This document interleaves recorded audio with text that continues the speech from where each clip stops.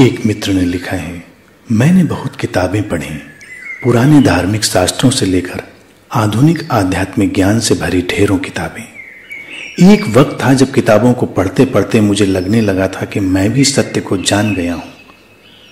तब मैं गुरुओं जैसा बर्ताव भी करने लगा था और मेरे कई शिष्य भी बन गए थे।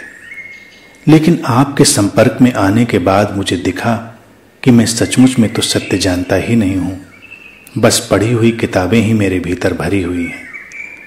अब मुझे लगने लगा है कि शास्त्र और किताबें व्यर्थ हैं।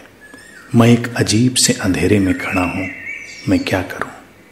तुम्हें यह बोध हुआ, ये शुभ है।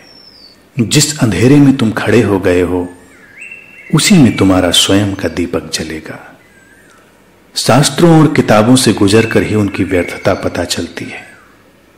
जब हमारे अंतर मन पर बाहर से सीखे हुए शब्दों और धारणाओं के बादल छा जाते हैं, तब हमारे अंदर एक घना अंधेरा पसर जाता है।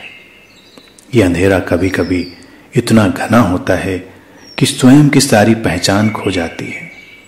ऐसे में मन बचना चाहता है और बचने के उपाय के फलस्वरूप वो मानने लगता है कि मैं भी जानता हूं या मुझे भी ज्ञान उपलब्ध हो गया है।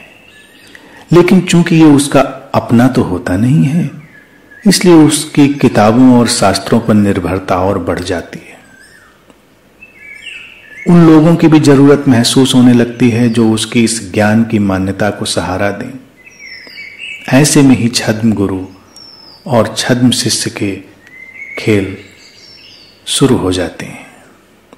तुम्हारे आसपास जो लोग शिष्य बन के इकट्ठे हो गए थे, अगर तुम देखोगे तो पाओगे कि वो भी तुम जैसे ही थे। तुम्हें उनसे सहारा मिल रहा होगा और उन्हें तुमसे सहारा मिल रहा होगा। सत्य या ज्ञान तो समस्त सहारों से बाहर होकर मुक्त गगन में बिना पंखों के सहारे उड़ान भरना है। सत्य स्वयं प्रकाशित हो जाना ही तो है। फिर एक दूसरी अवस्था भी आती है, जब तुम्हें लगता है कि किताबों और शास्त्रों से कोई आत्मज्ञान या बोध नहीं होता। तब भी एक अंधेरा तुम्हें घेर लेता है, क्योंकि अब तुम्हें नहीं सूझता कि क्या करें। लेकिन ये दूसरे किस्म का अंधेरा ठीक है। जब तुम शब्दों और विचारों में सत्य ढूंढते ढूंढते हताश होकर उनसे बाहर खड़े रह जाते हो, तब जो अंधेरा घिरता है वो शुभ है।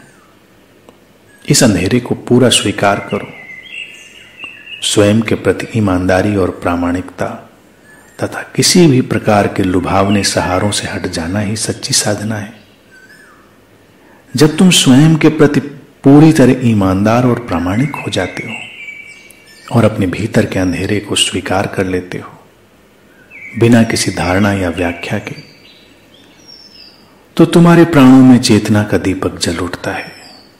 यह दीपक धीरे धीरे चेतना का सूर्य बन जाता है और तब तुम वही हो जाते हो जो तुम हो, जो हमेशा से थे, शाश्वत, सत्य, चैतन्य और आनंद स्वरूप। और इस गुरु शिष्य के खेल से हमेशा सावधान रहो। सत्य या ज्ञान के उपलब्ध हो जाने का अर्थ नहीं है कि कोई गुरु हो जाए। सत्य और ज्ञान के फूल खिलते रहते हैं, लोग सहज जीवन जीते रहते हैं। गुरु एक घटना है अस्तित्व की। जब कहीं किसी के भीतर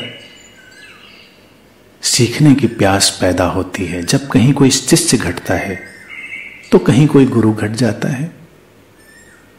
ये अस्तित्वगत आयोजन है। जानबूझकर कोई गुरु नहीं बनता और जानबूझकर कोई शिष्य भी नहीं बनता। भीतर की प्यास ही किसी को शिष्य बना देती है। भीतर की तड़प, भीतर की जलती हुई बेचैनी, अपने अधूरेपन की, जो खालीपन की बेचैनी है, वो जब किसी के भीतर घूमने लगती है तो उसे शिष्य बना देती है। और जैसे ही कहीं कोई शिष्य घटता है, गुरु घट जाता है। तो वो एक अस्तित्वगत लीला है। सत्य ज्ञान के फूल खिलते रहते हैं, गुरु शिष्य की घटनाएं घटती रहती हैं। जानबूझकर किए गए आयोजनों से हमेशा सावधान रहो, उनका कोई मूल्य नहीं है।